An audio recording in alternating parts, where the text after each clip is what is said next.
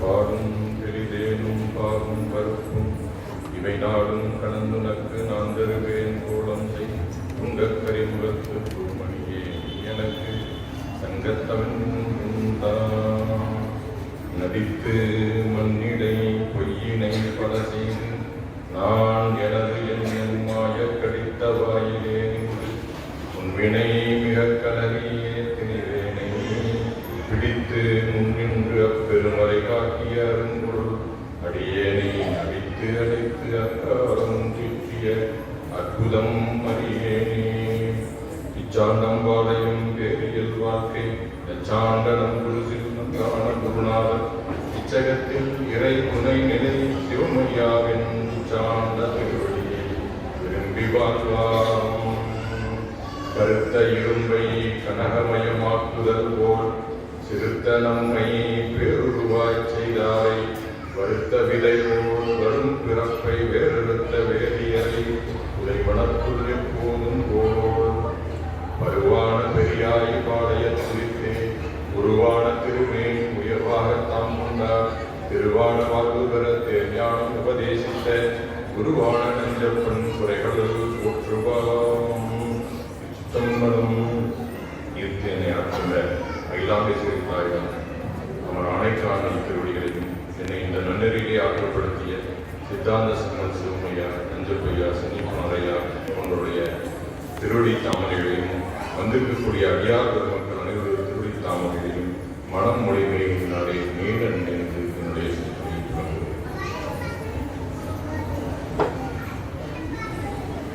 இன்னைக்கு எல்லாமே ரொம்ப மகிழ்வான நிகழ்வு. ஆமா, சென்றாண்டு இல்லைன்னு நினைக்கிறேன். ஆமா, சென்றாண்டு இது திருவதி விழா இருந்தது. நாம யாரும் வரல, இறைவன் கருணை செய்து நம்மெல்லாம் நாமதான் இங்க ஒன்று கூடியிருக்கோம். அது நம்மளுடைய முயற்சின்னு நாம் நினைக்கிறோம். அப்படிதான் வாழ்வேணும் மையல் விட்டு வறுமையாம் சிறுமை தப்பி தாழ்வேணும் தன்மையோடு சைவமாம் சமயம் சாரும் ஊழ்கர அரிது. வாழ்வேணும் மையல் விட்டு வாழ்க்கையில் இருக்கக்கூடிய மயக்கத்துல போய் மூழ்காம, அதுலயும் வறுமை இருந்தா இங்க வரவே முடியாது. சாமி நம்ம நல்லா வச்சிருந்து தாழ்வெனும் தன்மையோடு ஒருத்தரை கண்டாவை பணிந்து வணங்கக்கூடிய ஒரு தன்மையோடு தாழ்வெனும் சைவமாம் சமயம் சாரும் ஊழ் பெறது அரிதுங்கிறார். இது ரொம்ப அரிது, அரிதிலும் அரிது. அதோட இன்னொன்று சொல்றாரு,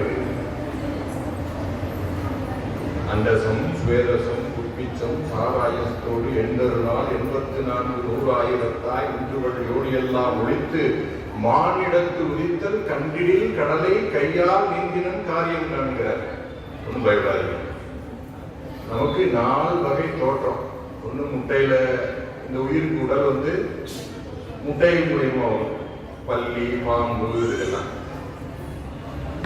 அடுத்து கருவுல வரும் விலங்கு மனிதர்கள். அப்புறம் வியர்வையில வர்றது கிருமிகள், வைரஸ் வைரஸ். அடுத்தது வித்துல வர்றது மரம் செடி கொடி. இதுல இத்தனை வகையெல்லாம் தாண்டி மனிதரா பிறக்கிறதுங்கிறது ஒரு கடல் நீந்தினம் காரியம் கண்டின ஒரு கடலை கையால் நீந்தி கரை சேர அப்படி ஒரு அற்புதமான வாய்ப்புகளை நமக்கு இறைவன் கொடுத்திருக்கார். அதுலயும் எனக்கு தெரிஞ்சு பலவுக்கும் போறேன். உங்களுக்கு எல்லாம் கிடைத்த இந்த வாய்ப்பு, நமக்கு எல்லாருக்குமே கிடைத்த இந்த வாய்ப்பு யாருக்கும் கிடையாது. எங்கேயும் இந்த மாதிரி விழா இல்லை. ஒரு சில இடத்துல நடக்குது, இந்த அளவுக்கு நடக்குது, ஆனா ரொம்ப சிறப்பா நம்ம இடத்துல நடக்குது. இதெல்லாம் நம்முடைய குருவர் தான். பிகே ஐயாவுடைய போட்ட பிச்சை நம்ம எல்லாம் ஒன்று சேர்த்து வச்சு நம்மளை எல்லாம் இந்த விழா கொண்டாடுற மாதிரி பண்ணியிருக்காங்க. இதெல்லாம் இறைவனுடைய கருணை. குருவர் திருவருள் ரெண்டு சேர்ந்துதான் நமக்கு முடியும். அந்த மார்கழி விழாவிலே இன்று அண்ணன் தாயான ஈசற்கே சிந்துதாய் கோத்தும்பி என்ற தலைப்பிலே பேச இருக்காங்க. அது திருக்கோத்தும்பி, திருவாசகத்துல திருக்கோத்தும்பி 12வது பாடலாகும். நாயேனை கண்ணடிகள் பாடுவித்த நாயகனை வேணதுதர் பிழை பொறுக்கும் பெருமையனை சீயேர் இல்லாதும் என் செய்வணிகள் கொண்டருளும் தாயான ஈசற்கே சென்றூராய் போற்றும்பி. முதல் வரியே சொல்றாரு, நாயேனை தன்னடிகள் பாடுவித்த நாயகன். நாம ஒரு 4 வரி ஒரு கவிதை எழுதிட்டோம்னா கீழே நம்ம பேரை போட்டு அதை ரெக்கார்ட் பண்ணி வச்சுட்டோம். ஆனா மாணிக்கவாசகர் இத்தனை பாடியிருக்காரு. அவர் சொல்றாரு, நாயேனை தன் அடிகள் பாடுவித்த. நான் பாடல, என்னை பாடுமாறு செய்தவன் நீங்கிற. சினிமாவெல்லாம் பார்த்துருக்கோம், அப்படி வாயை மட்டும் அசட்டா. ஆனா அவன் தான் பாடுனான்னு நம்ம சொல்லிட்டு இருப்போம். பின்னாடி ஒருத்தர் பாடிட்டு இருப்பான், பின்னாடி ஒரு பாடகர் பாடுவாரு. ஆனா இவர் பாடுற மாதிரி இவர் சொல்லிட்டு போயிடுவாரு. அது மாதிரிதான் உலகத்தில் நடக்குது. ஆனா மாணிக்கவாசகர் தெளிவா சொல்றாரு, நாயேனை தன்னடிகள் பாடுவித்த நாயகன், என்னை நீ பாடுமாறு செய்கிறாய் அப்படிங்கிற. பேயனது உள்ள பிழை பொறுக்கும் பெருமையனை நாம் பேய் போல அடைச்சிட்டு இருக்கோம். இன்னும் எத்தனை பேய் நமக்குள்ளேயே பல பேய் இருக்கு. எத்தனை ஆசை எங்க தெரிகிறோம், எங்க தெரியும், எங்கெங்கயோ தெரிஞ்சுட்டே இருக்கோம். பேய் பிடிச்ச மாதிரி அலையிறோம். இதை வாங்கலாமா, அதை வாங்கலாம். அன்ன விசாரணை அதுவே விசாரம், அன்ன விசாரம் அதுவே விசாரம். காலையில் எழுந்திரிச்சா சாப்பிட்றோம், மத்தியானம் சாப்பிட்றோம், சாயந்தரம் சாப்பிட்றோம். அன்ன விசாரம் அதுவே விசாரம். அது தொலைந்தால் சொர்ண விசாரம். பணம் சேர்த்த முடியுமா, காசு சேர்த்த முடியுமா அப்படின்னு சொன்ன விசாரம் தொலையா விசாரம். நல் தோகையரை பண்ண விசாரம் பதகா விசாரம். குடும்ப குட்டியோடு வாழ்றது இந்த வாழ்க்கை. இப்படி எல்லாம் வச்சியே என்ன விசாரம் வைத்தார் இறைவா கட்சியே பண்ணி. உன்னை நினைக்குமாறு என்னை நான் தயார்படுத்திக்கிற மாதிரி என்ன பண்ணி வச்சிருக்கேன் இறைவா அப்படின்னு சொல்றாரு. அது மாதிரி பேணது உள்ள இதுக்கும் வச்சுட்டே இருக்கும். பேணது உள்ள பிழை பொறுக்கும் பெருமையினை சீயேது இல்லாதவன் செய்பணிகளை கொண்டருள்ளார். நான் எது செஞ்சாலும் அதை இகழாம ஏற்றுக்கொள்வேன். சீயேதும் இல்லாதேன்னு செய், நான் எது செஞ்சாலும் பரவாயில்ல அப்படின்னு ஏற்றுக்கொள்வேன். நான் எத்தனை தவறு செய்வோம், அத்தனை தவறையும் இறைவன் கொடுத்துக் கொள்கிறார். சீயேது இல்லாதவன் செய்பணிகளை கொண்டருளும் தாயான ஈசற்கே சென்றூராய் போற்றும்பி. இறைவனை தாயான ஈசர் அப்படின்னு சொல்றாரு. உலகிலேயே பார்த்தோம்னா ஒரு தாயின்னு பல இடங்கள்ல சொல்றாரு. வாழ் நினைந்துட்டும் தாயினும் சாலப் பறிந்து தாயாய் உலகை தருவானே. தாயே ஆயு வளர்த்தலை போற்றி தாயிற்கு வந்தென்னை ஆண்டு கொண்ட தாயிற் சிறந்த தயாவான தத்துவம். பல இடங்கள்ல இறைவனை தாய் தாய் தாய் அப்படின்னு ஏன் சொன்னாங்க அப்படின்னு பார்க்க வேண்டிய விஷயம். உலகிலேயே பார்த்தோம்னா நம்ம வீட்டிலேயே ஒரு தாய், அவங்க என்ன பண்றாங்க, இப்ப இருக்க சூழல் விட்டுருங்க. ஒரு 30 ஆண்டுகளுக்கு முன்னாடிலாம் பார்த்தா பொருளாதாரம் ரொம்ப கடுமையான சூழல்.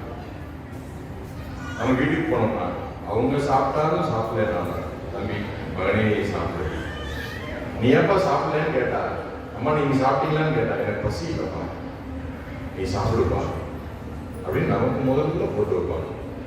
அவங்களுக்கு சாப்பாடு இருக்காது, பசி இருக்கும். ஆனால் நம்மளை தாங்குவதற்காக நீ சாப்பிடுப்பா பசி இல்லை.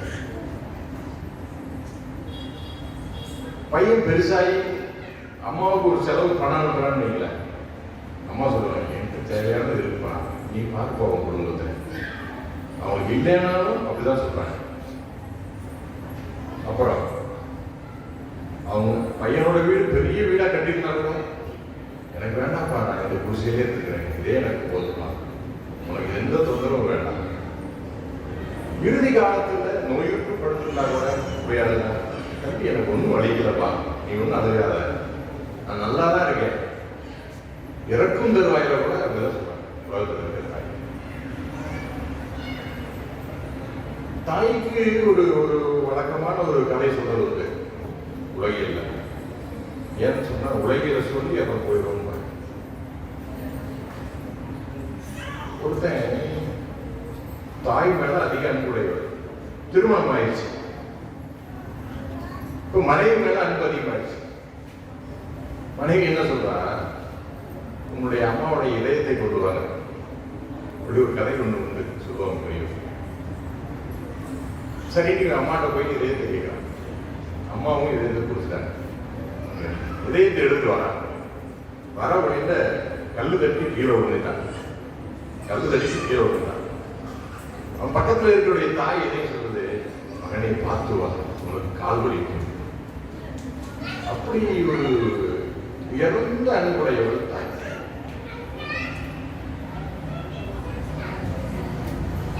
ஒரு தாய் தனக்கு குழந்தை பிறக்க போகுது. ஜோதிடக்காரன் சொல்றான், இன்னொரு 5 நாளைக்கு கழித்து பிறந்தால் இந்த குழந்தை நாட்டை ஆளக்கூடிய தன்மை உடையதுன்னு சொல்றான். உடனே தாய் என்ன பண்றா, என்னை தலையிலா கட்டி தொங்க விட்டுருங்க. தலையிலா கட்டி தொங்க விட்டாங்க அந்த தாய். அப்புறம் அந்த காலம் வந்தவொடனே இறக்கி விட்டவொடனே தாய் குழந்தை பிறகு அதனால செவந்து போச்சு. ஏன்னா அந்த காலத்தை நிறுத்தினதுனால ரத்த அழுத்தம். அந்த குழந்தையை பார்த்த உடனே கண்ணெல்லாம் செவந்து இருக்கு. ஓ, சிங்கச்சோழன் அவன் பெரிய அரசன், பின்னாடி ஒரு பெரிய அரசன் தான் வந்தான். கோச்சிங்க 90 மாத கோயில்களை கட்டினான். அவனுடைய தாய் தன்னை பார்க்காமல் தன் குழந்தை இந்த சமுதாயத்திலே உயர்ந்து வாழ வேண்டும் என்று ஒவ்வொரு தாயும் நினைக்கிறார். ஆனா மாணிக்கவாசகர் சொல்றார், தாயில் சிறந்த தயாவான தத்துவங்கிறார். உலகில் நாம இப்ப நமக்கு இருக்கக்கூடிய தாய் இந்த ஒரு பிறப்பு தான். இந்த பிறப்புக்கு முன்னாடி நாம எங்க இருந்தோம் யாருக்காவது தெரியுமா? தெரியும். இந்த உடலை விட்டு உயிர் போனா எங்க இருப்போம் அப்படின்னு தெரியும். வள்ளுவர் சொல்றார், என்னன்றி கொண்டாருக்கும் உய்வில்லாம் உய்வில்லை, செய் நன்றி கொண்ட மகற்கு. அந்த செய் நன்றி என்பது முக்காலத்தை உணர்த்துங்க. செய்த நன்றி, செய்கின்ற நன்றி, செய்ய போகும் நன்றி. இத்தனையும் ஒருங்கே செய்கிறவன் இறைவன் ஒருத்தன். பிறப்புக்கு வரத்துக்கு முன்னாடி அவன் தான் நமக்கு துணை செய்தான். இப்பயும் நமக்கு அவன் தான் துணை செய்தான். இனி வரக்கூடிய காலங்களிலையும் அவன் தான் துணை செய்தான். இப்ப எல்லா தருணத்திலையும் நமக்கு இருந்து துணை செய்து கொண்டு இருக்கிறோம் இறைவன் மட்டுமே.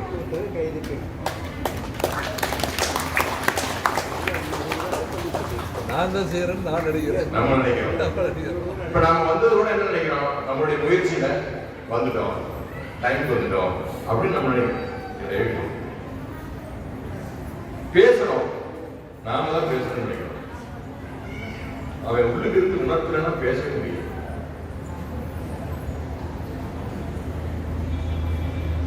இறைவனே உண்மையான தாய் நமக்கு. திருவாசகத்துல கடைசி பாட்டுல சொல்றார், செம்மையலம் அறியாத சிதறரோடும் திரிவேனை மும்மை மலம் அறிவித்து முதலாய முதல்வன் தான் நம்மையும் ஓர் பொருளாக்கி நாய்சிவினை ஏற்றுவித்த அம்மை எனக்கு அருளியவார் ஆர்வருவார் அச்சோவே. நாம தான் எங்கெங்கேயோ சுத்திட்டு இருக்கோம், எங்கெங்கேயோ வந்திருக்கோம், என்னென்னமோ தொழில் பண்றோம். நம்ம எல்லாம் ஒன்று கூட்டி இங்க ஞானத்தை, ஒரு இறைவனை பற்றிய சிந்தனையை சிந்திக்க வைத்திருக்காங்க. நம்முடைய ஞான நூல்கள்ல தலையாய நூல் சிவஞான போதம். அதுல மகுடமான ஒரு நூற்பா 8ஆம் நூற்பா. ஐம்புல வேடரின் அயந்தனை வளர்ந்தன தம்முதல் குருவுமாய் தவத்தினை உணர்த்த விட்டு அந்நியமின்மையின் அரண்களும் செருமை. அந்த தவத்துக்கு மேற்கோள் என்று சொல்ல வர சாமி சொல்றார், மேல் சரியாகிரியா யோகங்களை செய்துவை நன்னெறியாகிய ஞானத்தை காட்டியுள்ளது மோட்சத்தை கொடாவானா. ஒண்ணும் இல்ல, ரொம்ப சிம்பிள். நாம போன பிறவிகள்ல தவம் செய்திருந்தால் மட்டும்தான் இந்த புண்ணிய பூமியில நம்ம வர முடியும். அந்த தவத்தின் காரணமாக தான் இறைவன் நம்மளை இங்க ஒன்றும் செஞ்சிருக்காங்க. அந்த தவம் இருக்கிறதுனாலதான் எது சொல்றோம்னா, இதை உணர்ந்து பல பிறவிகள்ல நாம் செய்த தவத்தின் காரணமாக தான் இப்படி ஒரு நல்ல நெறிக்கு நம்மளை அனுப்பிச்சிருக்காங்கிறத உணர்ந்து நாம் இன்னும் நம்மளை நெறிப்படுத்திக்கணும். என்ன பண்ணோம், தினமும் காலையில எந்திரிக்கும் போது ஒரு பாட்டு, தூங்கும் போது ஒரு பாட்டு, அவங்க வேலை செய்ய வேண்டியதான். வேற ஒண்ணுமே சொல்றேன், நெத்தியில திண்ணீர் வை, அஞ்சலத்தை சொல்லு, எந்திரிக்கும் போது ஒரு பாட்டு. என்ன பாட்டு தெரியும் சொல்லுங்க? போற்றிய மாணவர்களாக சொல்லுமா தெரியும். ஆதியும் வந்தவங்க தெரியுமா, இதெல்லாம் பயிற்சி கொடுத்துட்டே இருக்காங்க. ஒரு பாட்டு சொல்லுங்க போதும். படுக்கும்போது அந்த பாட்டு தான் தெரியுமா, போதும் அதே சொல்லுங்க. ஒரே ஒரு பாட்டு, ஒரு பாட்டு எந்திரிக்கும் போது, ஒரு பாட்டு படுக்கும் போது, இது சொல்லிட்டே இருந்தாவே சாமி நம்மளுக்கு ஞானசம்பந்தர் சொல்ற நம்ம வந்து இறைவனுடைய அந்த ஒரு அவன் நமக்கு செய்யக்கூடிய அந்த கருணையை நம்மளால அந்த இடத்த பிடிக்க முடியல. இப்ப அதை எப்படி பிடிக்கலாம்னு பார்க்கலாம். உதாரணம் சொல்லி பாருங்க. ஞானசம்பந்தர் சொல்றாரு, உரை சேரும் 84,100,000 கோடி வேதம் நிறை சேர படைத்து அவற்றின் உயிர்க்கு உயிராய் நின்றான் கோயில்கிறார். அப்படின்னா 4 வகை தோற்றம் 7 வகை பிறப்பு சொன்னோம். 7 வகை பிறப்பு என்னன்னு தெரியுமா? பாப்பா உங்களுக்கு தெரியுமா 7 வகை பிறப்பு? தெரியுமா யாருக்காவது? தெரியாதா? நீர்வன, நீர்வாழ்வன, ஊர்வன, பரப்பன, விலங்கு, தாவரம், மனிதர், தேவர். 7 வகை பிறப்பு. அது நான் மனிதரா பிறந்திருக்கோம். இதுக்கு முன்னாடி என்னவா இருந்தாலும் பிறந்திருக்கலாம். இப்ப மனிதரா பிறந்தோம். சரிங்களா? அப்ப நம்ம அதெல்லாம் மாணிக்கவாசகர் சொல்றாரு, புல்லாகி புல்லாகி புழுவாகி நம்மளே புல்லா பிறந்திருக்கோம், புழுவாய் பிறந்திருக்கோம். அவர் என்ன சொல்றாரு, உரை சேரும் 84,100,000 கோடி வேதம் நிறை சேர படைத்து அவற்றின் உயிர்க்கு உயிராய் நின்றான் கோயில்கிறார். இப்ப நம்ம சாப்பிட்டோம், மத்தியானம் சாப்பிட்டோமா? சாப்பிட்டியான்னு கேட்டாங்க, சூப்பர்வைசர் கேட்டிருப்பாங்க, இல்லாட்டி இங்க ஆபீஸ்ல இருந்தா யாராவது கேட்பாங்க, வீட்டுல இருந்தா வீட்டாம சாப்பிடுங்கன்னு சொல்லுவாங்க. சொல்றாங்க இல்லையா? சொல்றாங்க இல்லையா? யாராவது கேட்கறாங்க. சரி, அங்க இருக்க ஒரு மரம், அந்த மரத்துக்கு உணவு தேவையா தேவையில்லையா? தேவையா தேவையில்லையா? அப்ப அந்த மரம் சாப்பிட்டுச்சான்னு யார் கேட்கிறா? யார் பார்க்கறா? சொல்லுங்க பார்க்கலாம். அந்த ஒரு மரம் தினமும் அதுக்கு உணவு கொடுத்துருக்கான் சாமி, தினமும் கொடுக்குறான். ஒரு எறும்பு போகுது, அந்த எறும்பு யாராவது பக்கத்துல இருக்க எறும்பு கேட்குதா, நீ சாப்பிட்டியா, நல்லா சாப்பிட்டியா, டிஃபன் சாப்பிட்டியான்னு கேட்குதா? ஆனால் அந்த எறும்புக்கு தேவையான உணவும் இறைவன் கொடுத்து கொண்டே இருக்கான். ஒரு சின்ன கொசு பறக்குது, அதுக்கு தேவையான உணவும் இறைவன் கொடுத்து கொண்டே இருக்கான். அதைத்தான் ஞானசம்பந்தர் சொல்றார், உரை சேரும் 84,100,000 கோடி வேதம் நிறை சேர படைத்து அவற்றின் உயிருக்கு உயிராய் நின்றான். எந்த உயிர், ஒரு சின்ன உயிர் எடுத்தா கூட, ஒரு தேரை எடுத்துட்டா கூட அதுக்கும் உணவு கல்லுக்குள்ள இருக்குது. நம்ம மனிதர்கள்னால பேசி பேசி வாங்கிறோம்னு நம்ம நினைச்சுக்கிறோம். ஆனா நமக்கே சாமி கொடுத்தாதான் கிடைக்கும், இல்லைன்னா லாக்டவுன் போட்டுவார். இறைவன் கருணை செய்தால் தான் நமக்கு கிடைக்கும். நாம புண்ணியம் செய்தவர்கள், ஆனால் நம்ம இருக்கிற இடம் தேடி எல்லா உணவும் வருது, இல்லைன்னா கிடைக்கவே கிடைக்காது. குரு நமச்சிவாயர் ஒருத்தர், குரு நமச்சிவாயர் பேர் சொல்லுங்க, என்ன நமச்சிவாயர்? குரு நமச்சிவாயர் ஒருத்தர். அவருக்கு குருநாதர் குகை நமச்சிவாயர் பேர் சொல்லுங்க. திருவண்ணாமலையில ஒரு குகையில இருக்காரு. குகையில இருக்க ஒரு பேரு குகை நமச்சிவாயர். 2 பேரும் நமச்சிவாயம் தான். பிரிச்சு பார்க்கறதுக்காக பின்னாடி பேர் வச்சுட்டாங்க. குருநாதர் பேரு குகை நமச்சிவாயர், சீடர் பேரு குரு நமச்சிவாயர். இவரு அந்த குகைக்குள்ளேயே இருப்பார். எப்பயாவது ஒருத்தர் வெளியில உட்காருவார். அவரை தேடி வராரு அவருடைய சீடர் குரு நமச்சிவாயர். அவருக்கு பல்வேறு பணிவிடைகள் செய்யறாரு.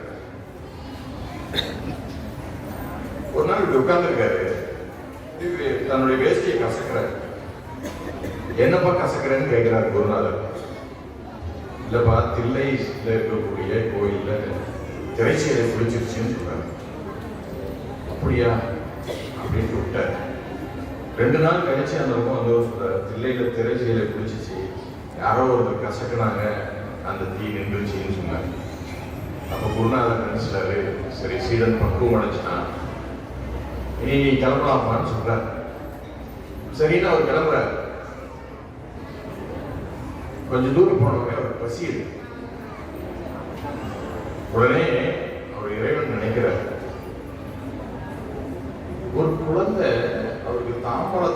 சாப்பாடு கொண்டு வந்து கொடுக்குது. அவர் சாப்பிட்டார். திருவண்ணாமலையில் இருக்க கோயில்ல அங்க டெய்லி சாமிக்கு படைக்கிற தட்டு தங்க தாம்பாளம்.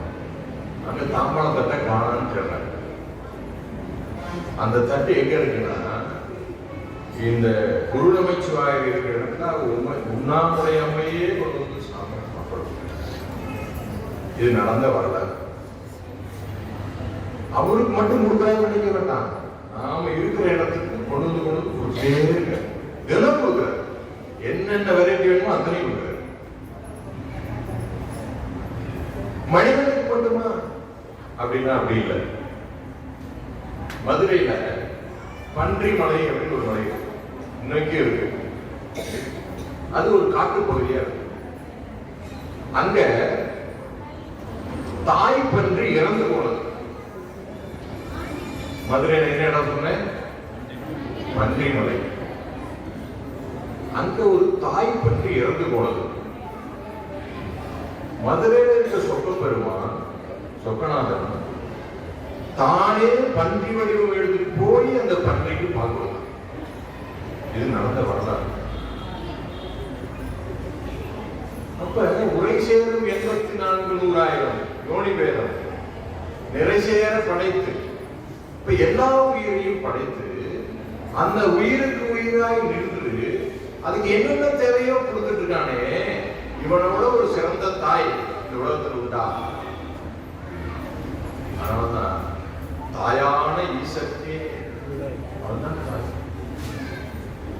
நீங்க பிள்ளைகளா இருக்கிறதால சொல்றேன். திருச்சியில ஒரு பெண் கருவுட்டு இருக்கா. தாய் கருவுட்டு இருக்கா. அவங்க அம்மா வியாபார விதையமா பக்கத்தூருக்கு போயிட்டாங்க. இப்ப டெலிவரி இன்னைக்கு மாதிரி ஹாஸ்பிட்டல் 108 அதெல்லாம் கிடையாது. ஒரு குடிசை. தினமும் தாய்மார வழங்குறாங்க. இப்ப டெலிவரி டைம், பிரசவ நேரம், தாய்மானவர் நினைக்கிறாங்க. அவங்க அம்மா வந்தவங்க காவிரி ஆத்துல கரை புரண்டு போகுது வெள்ளம். இன்னைக்கெல்லாம் பாலம் இருக்கு. நீங்க பாலம் பரிசல்ல தான் வரும். வர முடியல. இந்த தாய்மானவர் மனசான நினைக்கிறாங்க. இப்ப தாய்மானாவே அவங்க அம்மா வடிவத்துல வந்து பிரசவம் பார்த்துட்டு போறாங்க. 2 நாள் அடுத்த நாள் காலையில வெள்ளம் முடிஞ்சவனே பரிசல் அந்த அம்மா வராங்க. வந்து வீட்டுல பார்த்தா குழந்தையும் தாயும் ஆரோக்கியமா இருக்காங்க. எப்பப்பா டெலிவரி ஆச்சு அப்படின்னு கேட்கறாங்க. நான் பொண்ணுட்டேன். நீதாமா பிரசவம் பார்த்த, நீதாமா பார்த்த அப்படிங்கிறாங்க. அப்புறம் தான் தெரிஞ்சது வந்தது சுவாமி. அதனாலதான் அவருக்கு பேரு தாயும் மானார். நீங்களாம் எப்பயுமே தாய்மானார் வணங்கிட்டே இருக்கும். ஏன்னா பேர் சொன்னா கூட போதும். தாய்மானார் தாய்மானார் தாய்மானவர் பேர் சொன்னா அத்தனை நன்மை. ஒரு அம்மா பிட்டு வைக்குது. வயசான பாட்டு பிட்டு வைக்குது.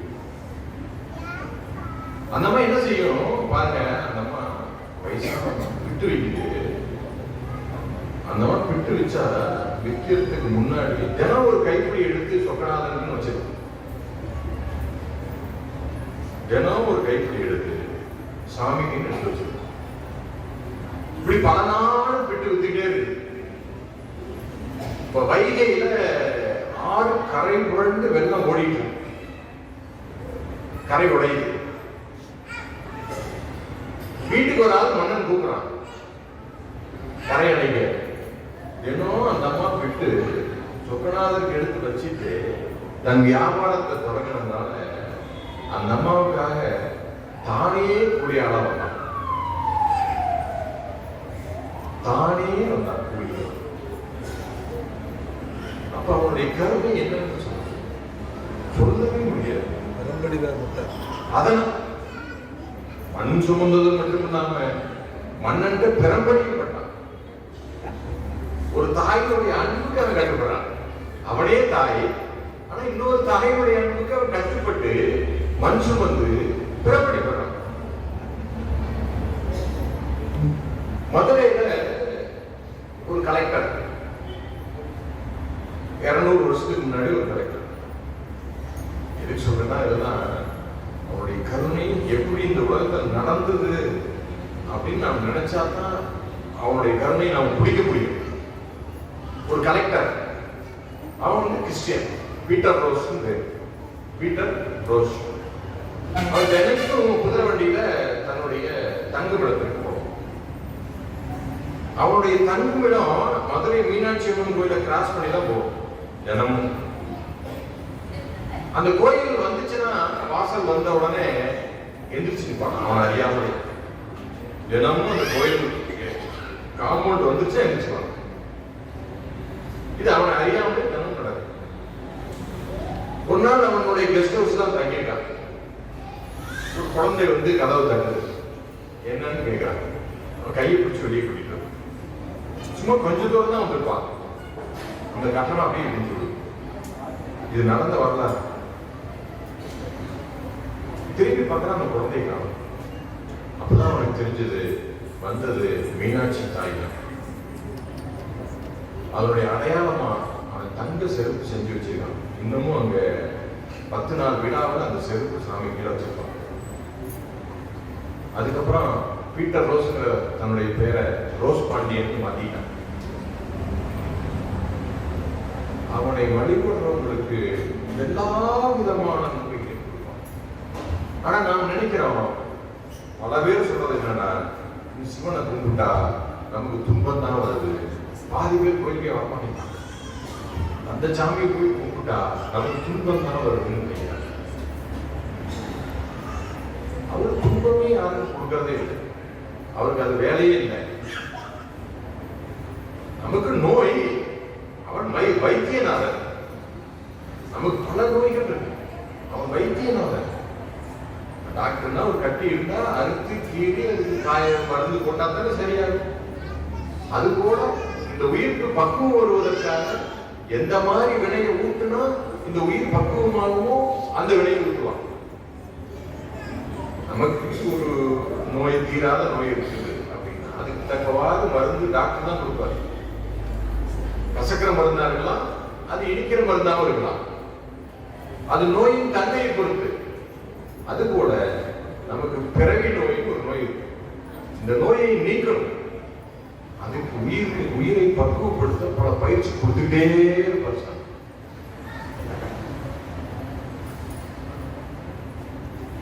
சாமி நஞ்சுன்ற வரலாறு உங்களுக்கு தெரியும். உலக உயிர்கள் எல்லாம் நன்மை பெறணும் சொல்லி பால்கடலை கடைந்த போது வந்த நஞ்சை தானே விட்டார். நம்ம யாருக்கு தீங்கு வரக்கூடாதுன்னு சொல்லி அந்த தீங்கை கூட அவனே ஏற்றுக்கொண்டான். இது நஞ்சுண்ட வரலாறு.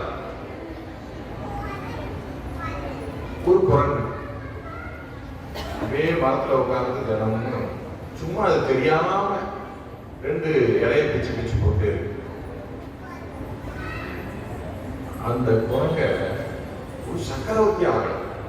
முசுகுந்த சக்கரவர்த்தி இங்கதான் கரூர் ஆட்சி செஞ்சவர். ஒரு 2 இலையை பிச்சு போட்டு வழிபட்டதுக்கே அவன முசுகுந்த சக்கரவர்த்தியா. நாவுக்கரசு பெருமான் அப்படி நடந்து போயிட்டு இருக்காரு. நம்ம புலிக்கடையில இருந்து பராய்த்துறையில இருந்து அந்த புறம் திருப்பயணி நடந்து போறாரு. நடந்து போயிட்டு இருக்காரு ஒருத்தர். அவருக்கு பசிக்குதுன்னு தெரிஞ்சு சாமியே கட்டமுடி கொண்டு வராரு. சாமியே கட்டமுடி கொண்டு வராரு. நீங்க நம்முடைய வாழ்க்கையில எப்பயுமே அனுபவப்படுத்தி பார்க்கணும். எப்பயுமே வாழ்க்கையை அனுபவப்படுத்தி பார்க்கணும். ரொம்ப ரொம்ப முக்கியம். நம்ம எப்படி இருந்தோம், இன்னைக்கு எப்படி இருக்கோம், இதெல்லாம் என்ன காரணம், இதெல்லாம் ஆராய்ச்சி பண்ணி பார்த்தா இறைவன் நமக்கு செய்து கொண்டிருக்கு கருணை தான். கொஞ்சம் கொஞ்சமா கருணை செய்துதான் நாமெல்லாம் இந்த அளவுக்கு மேல வந்துருக்கோம். அவனை போல ஒரு தாய் உள்ளம் உலகத்தில் யாருக்கும் கிடையாது. ஏன்னா நம்ம இதுக்கு முன்னாடி இந்த உடல் எடுக்கிறதுக்கு முன்னாடி இந்த உயிர் மேல கிடந்தது, அனாதியா கிடந்தது. இந்த உடல் எடுக்கிறதுக்கு முன்னாடி நாம எங்க இருந்தோம்னு பாதி பேருக்கு தெரியாது. சித்தாந்தம் படிச்சிருந்தா தெரியும். ரொம்ப இங்க பிறக்கிறதுக்கு முன்னாடி எங்க மாறணும் யாருக்காவது தெரியுமா? தெரியாது. மேல அனாதிய கடந்து இந்த உயிர். இந்த உயிர் பக்குவப்பட்டு இன்பத்தை அனுபவிக்கணும்னு நினைச்சு சாமி தான் நமக்கு கருவிகளை கூட்டுறாரு. கொஞ்சம் கொஞ்சமா கூட்டி கூட்டி பல்வேறு பிறப்புகள். எத்தனை பிறப்புன்னு கேட்டா அருணகிரிநாதர் தான் சொல்றாரு, எழுகடல் மணலை அளவீடின் அதிகம் இடதிடற் பிறவி அவதாரம். ஒரு கடல் மணலை என்ன முடியுமா? ஒரு கைப்பிடி மண்ணை என்ன முடியுமா? ஆனா எழுகடல் மணலை அளவீடும் அதிகம்ங்கிறார். ஏழுகடல் மணலை என்னால் எண்ணுவிடலாம் என்று பிறவி எண்ண முடியாதுங்கிறார். அத்தனை பிறவியிலையும் சாமி நம்மோட டிராவல் பண்றாரு. ஒரு புழு, அந்த புழுக்கோடைய புழுவின் புழுவாய் இருந்து அதையும் வளர்க்கிறார். எந்த பிறப்பு எடுத்தாலும் அந்த பிறப்புல உயிர்க்குயிராய் நின்று நம்மளை வளர்த்துக் கொண்டிருக்கோம். வந்தேன் ஒரு தாய்க்கு 4 குழந்தை இருந்தார். ஒருத்தன் சரியில்லைன்னு வைங்க, அவனைத்தான் அதிகமா கவனிப்பாங்க. மித்த 3 பேரையும் விட்டுருவாங்க, அவனதான் புழைச்சிக்கலாம் அப்படின்னு. ஆனா சாமி அப்படி இல்லை. எல்லாருக்கும் என்னென்ன தேவையோ அத்தனையும் செய்து கொண்டே இருப்போம். இதுல வித்தியாசமே கிடையாது, அவனுக்கு வேறுபாடே கிடையாது. எந்த உயிருக்கும் எல்லா கோட்டமிலன் சலமிலன் சங்கரன். அவன் சலமிலன் சங்கரன், இன்பத்தையே தரக்கூடியவன். அப்படிப்பட்ட இறைவன். ஆனபுத்திரன் ஒருத்தர் இருந்தார். நீங்க எல்லாம் படிச்சிருப்பீங்க, படம் பார்த்திருப்பீங்க, திருவிளையாடல் பார்த்திருப்பீங்க. இன்னைக்கு இந்த பிள்ளைல பார்த்திருக்காரு திருவிளையாடல். அதெல்லாம் யூடியூப்ல பார்க்கணும். சாதாரண ஒரு பாட்டு பாடுற கோயில் தினமும் அவருக்காக சுவாமி விறகு வெட்டியா வர. இன்னும் இந்த காலத்துல கூட சுவாமி ஏதோ ஒரு இடத்துல தன்னுடைய உருவத்தை மாற்றி வந்து நமக்கு அருள் செய்து கொண்டே தான் இருக்கிறார். அதெல்லாம் உண்மை. நாம நல்லா சிந்திச்சு பார்த்தோம்னா சாமி நமக்கு அருள் செய்து கொண்டே தான் இருக்கிறார். இடையரா செய்து கொண்டிருக்கிறார். அப்படி செஞ்சதுனாலதான் நாம இங்க வந்து சாமி போறோம். இல்லைன்னா நம்ம டிவி பார்த்துக்கிட்டு செல்போன் பார்த்துட்டு எங்கேயாவது உட்காந்துருக்கோம். ஒரு விறகு வெட்டி அவன் கோயிலுக்குள்ளேயே போக முடியாது. தினமும் ஒரு கட்டு விறகு கொண்டு போய் தில்லை கோயில போட்டு வந்துடுவான். ஒரு கட்டு அவனுடைய உதவி என்னன்னா சாமிக்கு நன்றி செய்யறது. தினம் விறகு கட்டு சாமிக்கு விறகு கட்டு வந்துடுவான். அவன் பேர் பெற்றான் சாம்பவான். தினம் விறகு விடுவான். ஒரு நாள் காலதாமதமாச்சு. என்னன்னு கேட்கிறாரு அந்த மடாதிபதி. விறகு வெட்டுறவன் லேட்டா வந்துட்டான்னு சொல்றாரு. அந்த விறகு வெட்டுறவனுக்கு நடராஜன் மேல அவ்வளவு அன்பு, தீராத அன்பு. அவனை பார்த்தாரு. உமாபதி உச்சிவத்துக்கிட்ட தீக்கை வாங்கி நேரடியாக அவர் திருவடி கொண்டு சொல்லிட்டார். எதுக்கு சொன்னா, ஒரு சாதாரண விறகு வெட்டி யாரெல்லாம் இறைவன் மீது அன்பு வைக்கிறார்களோ அவர்களுக்கெல்லாம் இறைவன் தாயில் சிறந்த தயாவானவனாக நின்று நமக்கு அருள் செய்து கொண்டே இருப்பான். அதுல எல்லளவும் மாற்றம் இல்லை. மிக உயர்ந்தவன். அவனை நாம் எல்லாம் தினமும் வழிபடுவோம். தினமும் ஒரு பாட்டு சொல்லுங்க, தினமும் திண்ணீர் வைங்க, தினமும் கோயிலுக்கு போங்க. இதுவே நம்ம வாழ்க்கையில் உயர்த்தும். அந்த உயர்த்துவதற்கு இது ஒரு களமாக இந்த நம்முடைய சிவலோகநாதர் கோயில் இதுக்கு ஒரு மிகப்பெரிய களமாக இருக்கிறது என்று சொல்லி வந்திருக்க அடியார் பெருமக்களும் வந்திருக்க அனைத்து நண்பர்களும் நல்ல ஒரு வாழ்க்கையையும் மேலான வாழ்க்கையையும் பெற்று இறைவனுடைய அருளை பெற்று நீங்கள்லாம் வாழ்க்கையில் குறைவற்றவர்களாக நிறைவுடன் வாழ எல்லாம் வல்ல திருவருளையும் குருவர்களையும் நேரன் இந்த அளவிலே இந்த உரையை முடிவு